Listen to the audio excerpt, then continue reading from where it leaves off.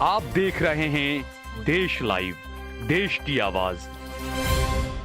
आदाब, नमस्कार, सत श्री अकाल। देश लाइव में आपका स्वागत है। मैं हूं सहल कुरैशी।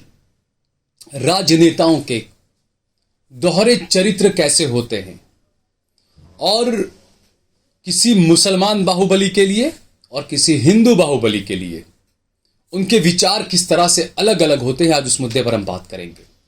अतीक अहमद को मार गिराया गया, शहाबुद्दीन को उनकी डेड बॉडी भी उनके घर वालों को नहीं सौंपी गई थी, हमने देखा था कोरोना काल में तिहाड़ जेल में। और एक अलग चेहरा बिहार से नीतीश कुमार, जो काफी सेक्युलर नेता माने जाते हैं, मुसलमान उन्हें सेक्युलर नेता मानते हैं।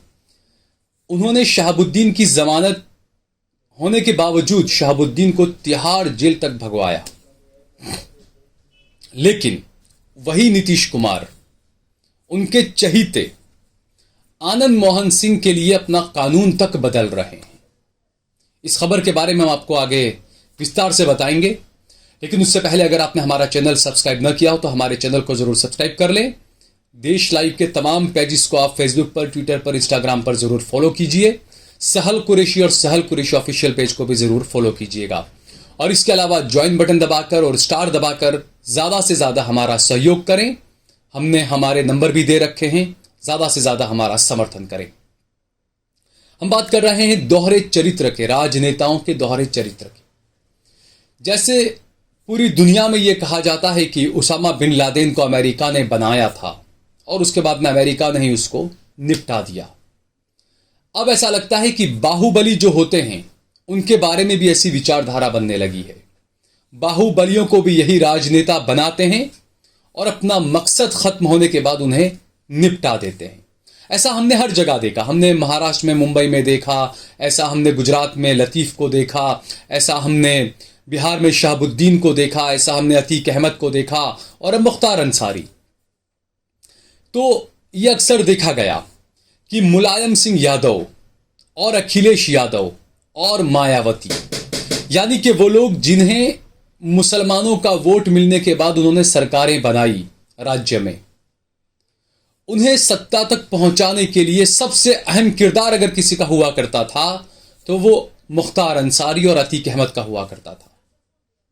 इसी तरीके से बिहार में लालू प्रसाद को सत्ता तक पहुंचाने के लिए शहाबुद्दीन का अहम किरदार हुआ करता था। इसी तरह नीतीश कुमार को सत्ता तक पहुंचाने के लिए बताया जाता है कि आनंद मोहन सिंह का अहम किरदार हुआ करता था।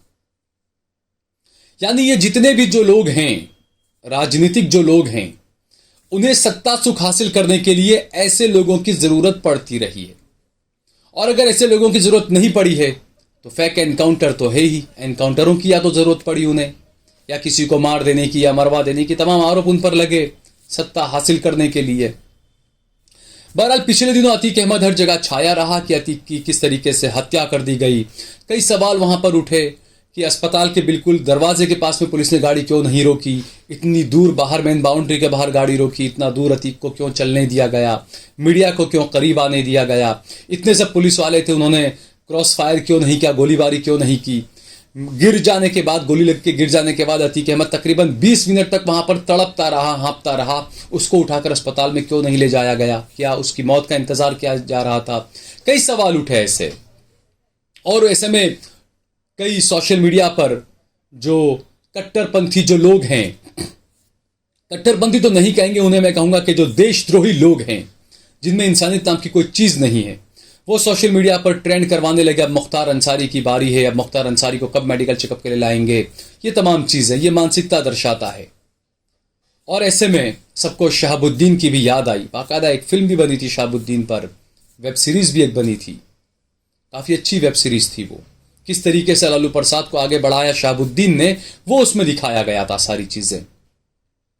तो अब जो है वो मुसलमान जो होते हैं, गुंडे कहें, बाहुबली कहें, सत्ता के जो काबिज लोग होते हैं, उनके लिए वो तमाम आरोप अपने सिर पे ले रखते हैं। लेकिन जब काम खत्म हो जाता है तो उनको निपटा दिया जाता है। लेकिन अगर वो बाहुबली अगर हिंदू है तो उसके लिए मेरे ख्याल से कानून शायद कुछ अलग बना दिए जाते हैं। बिहार का एक मामला आपको मैं बता रहा हूं।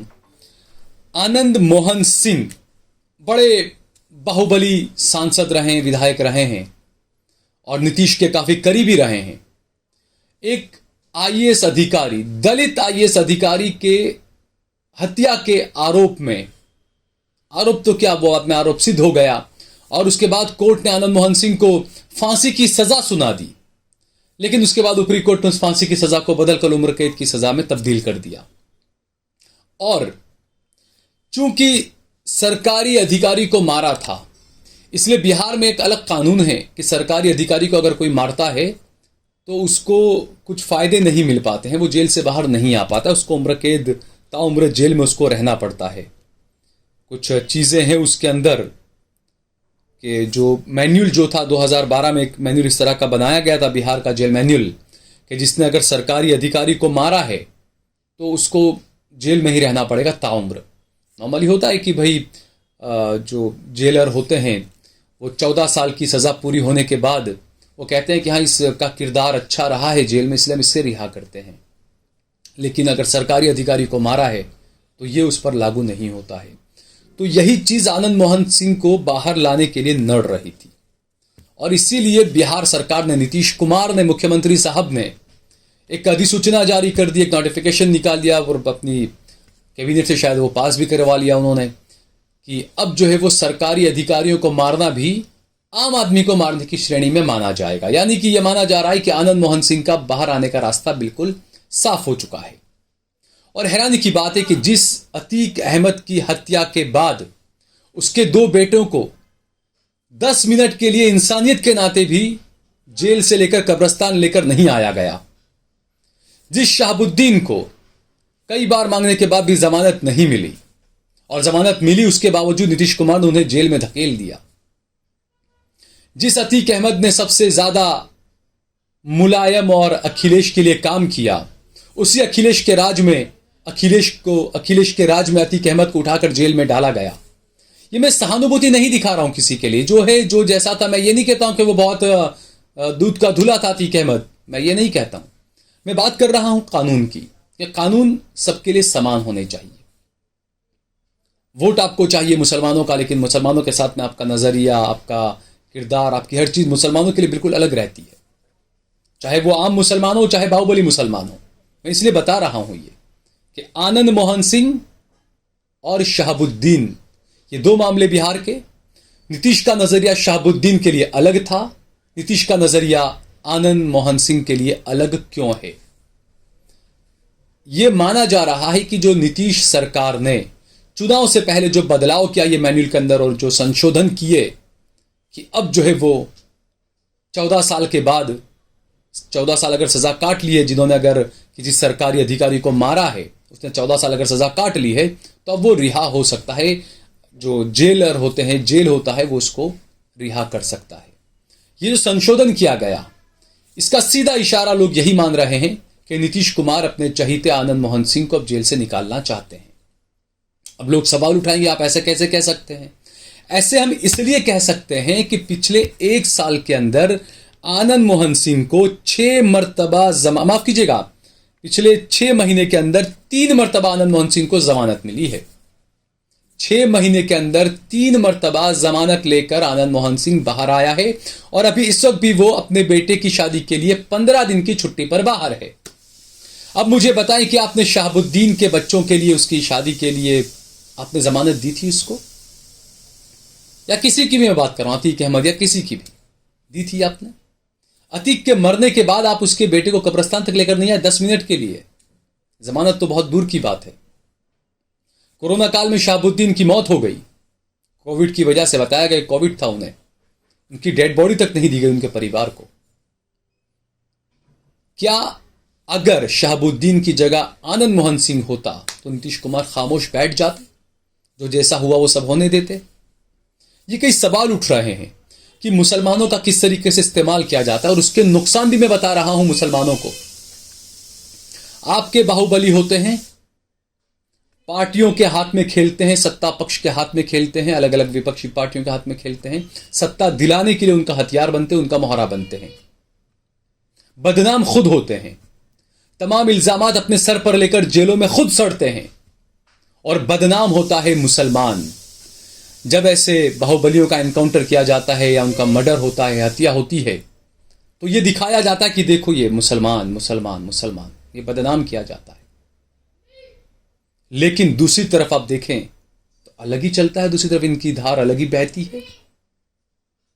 तो कई सवाल उठना लाजमी है दोस्तों। मीडिया का तो कहना ही किया, चाहे कोई कितना भी बड़ा आरोपी हो या कोई क्यों ना हो, अगर पुलिस जाब्ते के अंदर उसकी मौत होती है तो हेडलाइंस क्या होनी चाहिए? सवाल उठने चाहिए पुलिस पर, सरकार पर, कि पुलिस की मौजूदगी में, पुलिस कस्टडी के अंदर इतने बड़ी आरोपी की, इतने बड़े बाहुबली की हत्या कैसे हो गई, ये सवाल उठना चाहिए। लेकिन हमारे यहां की मीडिया की हेडलाइंस थी अतीक के आतंक का अंत, ये हेडलाइन थी। यानी बहुसंख्यकों को खुश करने का एक पूरा मौका, प्लेटफॉर्म दिया गया है न्यूज चैनलों के माध्यम से। और अब तो बड़ी हैरानी की बात है कि न्यूज़पेपर्स भी अब ये सब तमाम चीजें करने लगे हैं, कि पत्रकारिता नाम की कोई चीज अब शायद बची नहीं है। गिने चुने कुछ लोग हैं, बस वो जिंदा रखे हुए हैं अपने तरीके से, और उन पर भी जल्द लगाम लगाने की तैयारी चल रही है। जल्द ही सोशल मीडिया जो है, फेसबुक, ट्विटर, इंस्टाग्राम, यूट्यूब, सरकार ने पूरा कंट्रोल इन पर एक तरह से कर लिया। सरकार जिसकी चाहे उसकी खबर हटा सकती है, जो चाहे वो कर सकती है। एक नया कानून स्पेशल इसके लिए बनाया गया। तो किस तरीके का कथनी और करनी किस तरीके की होती है नेताओं की, राजनेताओं की, और हिंदू बाहुबली मुस्लिम बाहुबली में किस तरीके से तफरका किया जाता है, फर्क किया जाता है, उसका जीता जागता नमूना है ये चीजें, जो अखिलेश यादव और जो चीजें। और मैं कांग्रेस के लिए भी कहूंगा, शंकर सिंह वाघेला जब मुख्यमंत्री थे, जब लतीफ का एनकाउंटर किया गया था, और उसके बाद एक वीडियो आई अतीक अहमद की कि इमरान प्रतापगढ़ी, भले ही जब वो कांग्रेस में नहीं थे, जब वो एक गायक गवैये थे, शायर थे, वो स्टेज पर बैठे हुए और अतीक अहमद भाषण दे रहे हैं, और काफी तारीफें भी उस वक्त इमरान प्रतापगढ़ी भी क्या करते थे अतीक अहमद की। लेकिन जब अतीक की हत्या हो गई, जय श्री राम के नारे के साथ में अतीक की हत्या कर दी गई, इमरान प्रतापगढ़ी बताते हैं कि वो उमरा पर हैं, वहां से वो ट्वीट करते हैं, उस ट्वीट में वो अतीक अहमद का नाम तक नहीं लेते। ये डर है उनका, देखिए आप। ये चीजें कई सवाल खड़े करती है, चीजें लोगों के दिलों को कचोटती है। ये सब चीजें देख के ऐसा लगता है कि कांग्रेस को अभी अपना और भी ज्यादा बुरा दौर देखना बचा है। हो सकता है अगले लोकसभा चुनाव में कांग्रेस शायद 30, 35, 40 सीटों पर आकर रुक जाए। कोई हैरानी की बात नहीं है इसमें, क्योंकि कुछ कुछ लोग हैं आवाज उठाते हैं, लेकिन जिस तरीके से आवाज उठानी चाहिए इस तरीके से आवाज उठती नहीं है कांग्रेस की तरफ से भी। अगर आपको ये वीडियो पसंद आया तो इस पर कमेंट करिए, इसे लाइक करिए, इसे ज्यादा से ज्यादा शेयर करिए। अगर आपने हमारा चैनल देश लाइव सब्सक्राइब न किया हो तो हमारे चैनल को जरूर सब्सक्राइब करिए।